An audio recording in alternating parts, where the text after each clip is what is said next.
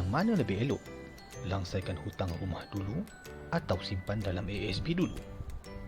Baru-baru ni saya berada dalam dilema sama ada nak selesaikan cepat-cepat hutang rumah yang sedia ada ataupun nak simpan dulu dalam ASB.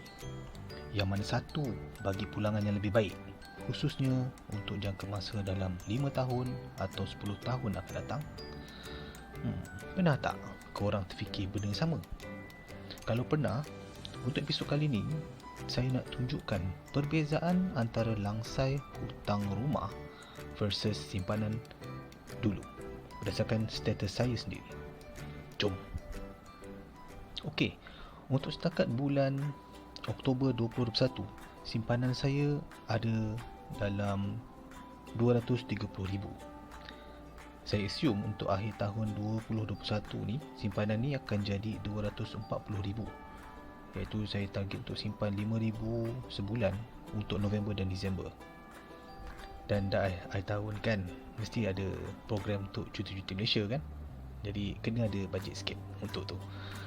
Dan untuk case study nombor 1, what if saya tunggu tahun depan ada dividen ASB, lepas tu saya guna dividen tu plus bahagian simpanan ASB dan duit jualan rumah kelima untuk langsai rumah kedua saya.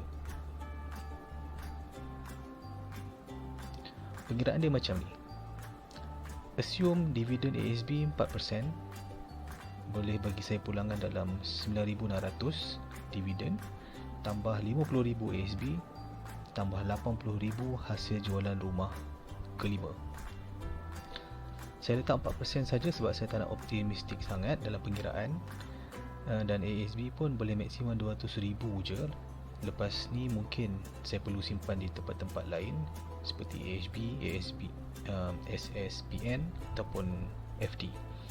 Jadi nilai-nilai tadi campur-campur akan bagi saya dalam 140,000 dan saya guna untuk langsai hutang rumah ketiga. Jadi lepas tu ASB akan tinggal dalam 190,000. Simpanan bulanan boleh naik dalam 6,700 sebulan, iaitu 80,400 tahun selepas saya jual rumah kelima. Dan apa yang akan jadi dalam 5 tahun dengan compound interest sebanyak 4% setahun adalah 579,000 dengan hutang rumah kelima terjual dan hutang rumah ketiga langsai. Dan untuk perbandingan, saya bandingkan tadi dengan case study kedua pula, option kedua, what if saya peram je ASB tu dan duit hasil jualan rumah kelima pun saya simpan dalam ASB, saya tak pakai. Dan fikiran ni macam ni. Jadi saya assume sama juga, dividen ASB 4% dan saya dapat dalam 9,600 dividen. Saya tambah dengan 80,000 hasil jualan rumah kelima. Jadi saya campur dividen hasil jual rumah kelima campur dengan ASB yang sedia ada, akan dapat dalam 330,000. Dan simpanan bulanan masih lagi 6,000 sebulan, iaitu 72,000 setahun. Dalam masa 5 tahun, apa akan jadi adalah dengan compound interest sebanyak 4% setahun tadi, akan bagi saya pulangan sebanyak 807,000 dengan hutang rumah ketiga masih lagi belum langsai. Dan kalau sekiranya saya nak langsaikan rumah ketiga itu, baki dalam ASB adalah sebanyak 667,000.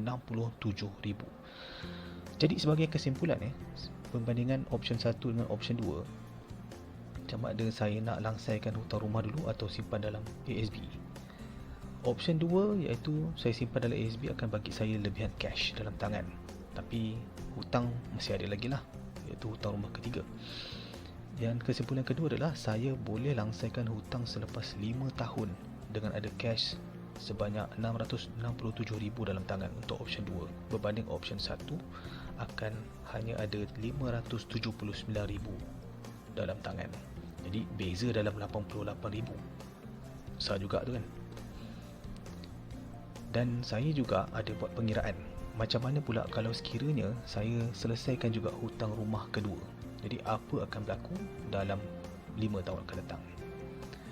Jadi kalau saya selesaikan hutang rumah kedua, saya boleh buat simpanan sebanyak 7,700 setiap bulan. Tapi bila saya buat macam tu, tahun kelima dalam ASB saya cuma ada RM214,000 je. Jadi saya dah kongsikan pengiran saya berdasarkan statistik saya sendiri. Dan selepas ambil kira case study 1 dan 2, kalau saya selesaikan hutang rumah kedua tadi, saya rasa lebih baik untuk saya tangguhkan dulu langsai hutang rumah. Sebaliknya, lebih baik untuk saya tingkatkan simpanan dan investment dalam ASB dan dalam simpanan-simpanan lain semaksimum mungkin. Itulah pandangan saya. Korang punya pendapat macam mana? Kalau korang ada sebarang komen, just share pandangan korang dalam ruangan komen.